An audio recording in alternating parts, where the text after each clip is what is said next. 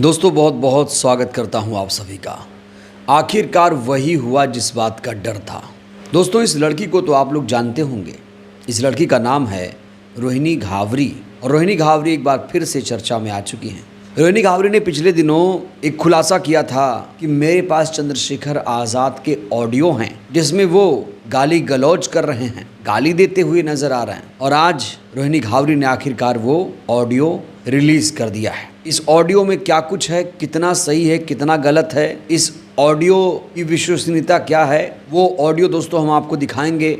इस बीच चंद्रशेखर आज़ाद ने इस ऑडियो को लेकर एक प्रतिक्रिया दी है। जब उनसे पूछा गया कि एक लड़की इस तरह के आरोप लगा रही है आप पर, तो उन्होंने आखिरकार इसको लेकर दो टूक जवाब दिया है। तो चंद्रशेखर का वो जवाब भी हम आपको दिखाएंगे और वो ऑडियो भी आपको हम सुनाएंगे जितना सुनाने लायक होगा।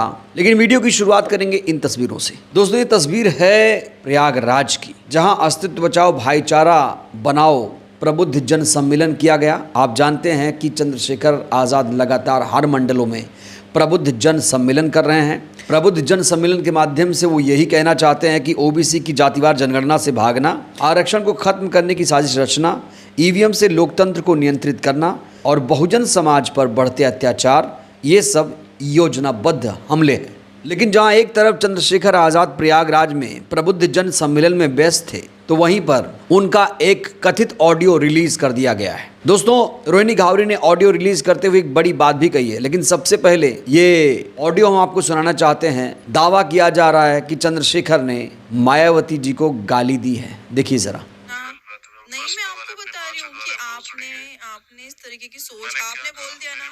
हाँ, मेरी बात सुन।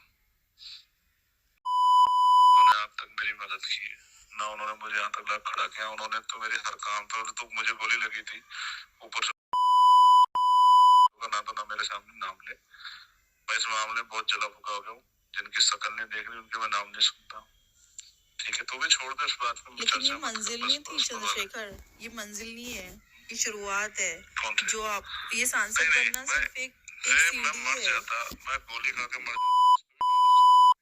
ये बोल रहे थे कुछ तो खुद गोली चलवा ली पब्लिसिटी के लिए। ठीक है ना, मैं तो 100 बातें होगी, उनकी छोड़ दो। तो फिर उनका नाम काहे के ले रही हो? रियलाइज करा रही हूँ, छोड़ दो उनको।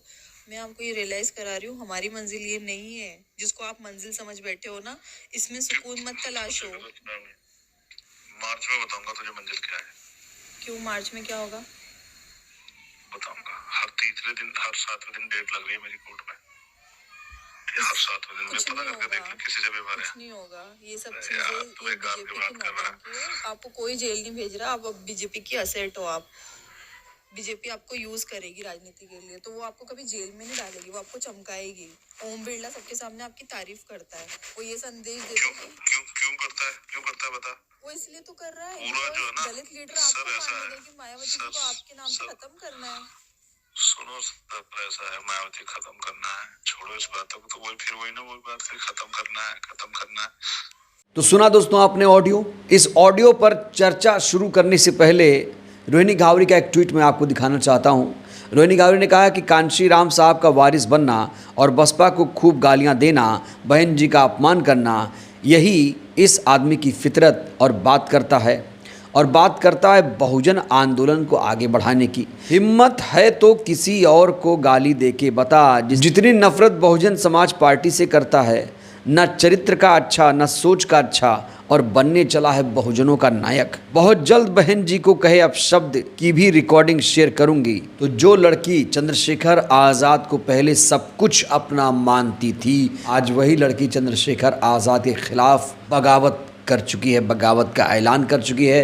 न सिर्फ बगावत बल्कि वो सांसद जी के निजता का उल्लंघन भी कर रही है। दोस्तों रोहिणी घावरी ने जो ऑडियो रिलीज किया है उसे कहा जा रहा है ये निजता के अधिकार का उल्लंघन है, क्योंकि दो लोग एक कमरे में कैसी बातें करते हैं, दो दोस्त आपस में फोन पर कैसी बातें करते हैं, ये हम आप सब जानते हैं। लेकिन अपने ही दोस्त का, अपने ही जानने वाले का, अपने ही करीबी का अगर कोई इस तरह का ऑडियो रिलीज कर दे तो क्या वो जायज़ है? सबसे बड़ा सवाल ये है। अब आते हैं दोस्तों ऑडियो पर। ऑडियो में क्या है? इस ऑडियो में दोस्तों कहीं भी बीएसपी या बीएसपी के नेताओं को गाली नहीं दी गई है। इस वीडियो में गाली गलौज तो है, लेकिन इसमें मायावती जी को डायरेक्ट गाली दी गई है, ऐसी पुष्टि फिलहाल नहीं हो रही है। इस ऑडियो में रोहिणी घावरी ये भी कहती हैं कि आप बीजेपी के एसेट हो, बीजेपी आपको कभी गिरफ्तार नहीं करेगी, आपको तो मायावती जी को ख़त्म करने के लिए ये लोग लेकर आए हैं। तो जब मायावती जी को ख़त्म करने की बात ये कह रही हैं तो चंद्रशेखर आज़ाद इसमें कहते हैं, इस ऑडियो में, ख़त्म करना ये सब छोड़ो। इस तरह की बातें भी चंद्रशेखर यहाँ पर कर रहे हैं। लेकिन दोस्तों, इस ऑडियो को सुनकर ऐसा लग रहा है कि चंद्रशेखर आज़ाद ने बीएसपी सुप्रीमो को डायरेक्ट कोई गाली नहीं दी है। अब आते हैं ऑडियो की विश्वसनीयता पर। बड़ा सवाल ये है, ये ऑडियो रियल है या फेक? तो हम तो इसकी पुष्टि करेंगे नहीं। अब ये फोरेंसिक लैब में जाएगा। अगर चंद्रशेखर आज़ाद चाहेंगे तो इस ऑडियो की पुष्टि भी हो जाएगी, ये ऑडियो रियल है या नहीं। हालांकि चंद्रशेखर आज़ाद के तमाम समर्थक कह रहे हैं कि ये जो ऑडियो है AI जनरेटेड है। फर्जी ऑडियो जारी किया है रोहिणी घावरी ने चंद्रशेखर आज़ाद की छवि को खराब करने के लिए। एक्स पर एक यूज़र लिखते हैं, जो वेरीफाइड अकाउंट है, लिखते हैं कि ये वीडियो एडिटिंग किया हुआ है, चंद्रशेखर आज़ाद को पूरी तरह बदनाम करने की साजिश रची जा रही है रोहिणी घावरी और बीजेपी के द्वारा, और भाजपा के लोकसभा अध्यक्ष ओम बिरला को भी घसीटा जा रहा है रोहिणी घावरी द्वारा। इस एडिटिंग वीडियो का सबूत बहुत जल्द आप सबके सामने रखूंगा। सांसद चंद्रशेखर जी को बदनाम करने की पूरी कोशिश की जा रही है विष कन्या चरित्रहीन कन्या द्वारा। तो यहाँ पर विष कन्या चरित्रहीन कन्या भी इन्हें कहा जा रहा है, और बहुत सारे लोग कह रहे हैं कि ये जो ऑडियो है AI जनरेटेड है। अगर ये वीडियो AI जनरेटेड है तो क्या चंद्रशेखर आज़ाद कोई एक्शन लेंगे? अगर नहीं लेंगे तो फिर उनकी छवि तो खराब होनी तय है। लोग कह रहे हैं कि चंद्रशेखर आज़ाद को इस लड़की के खिलाफ एक्शन लेना चाहिए, क्योंकि ये जो ऑडियो है AI जनरेटेड है। चंद्रशेखर आज़ाद के तमाम समर्थक कह रहे हैं, लेकिन सिर्फ तमाम समर्थकों के कहने से नहीं होगा। चंद्रशेखर आज़ाद को भी इस पूरे मामले पर खुलकर सफाई देनी चाहिए, एक प्रेस कॉन्फ्रेंस भी बुलाना चाहिए कि आखिर एक लड़की उनको इतना ज़्यादा बदनाम क्यों कर रही है। अब इस पूरे मामले को लेकर चंद्रशेखर आज़ाद से जब सवाल पूछा गया कि एक लड़की आप पर आरोप लगा रही है, आप क्या कहेंगे, तो देखिए 2 टूक जवाब दिया चंद्रशेखर ने इस पूरे मामले को लेकर। सुनिए ज़रा। महिला द्वारा आरोप लगाए जा रहे हैं लगातार। हाल ही कल परसों भी उन्होंने एक आरोप लगाया, और किस तरह से इन आरोपों को देख रहे हैं? राजनीति करेंगे तो हर तरह के आरोप के लिए तैयार रहना। एक महिला द्वारा आरोप लगाए जा रहे हैं लगातार। हाल ही कल परसों भी उन्होंने एक आरोप लगाया, और किस तरह से इन आरोपों को देख रहे हैं? राजनीति करेंगे तो हर तरह के आरोप के लिए तैयार रहना। राजनीति करेंगे तो हर तरह के आरोप के लिए तैयार रहना।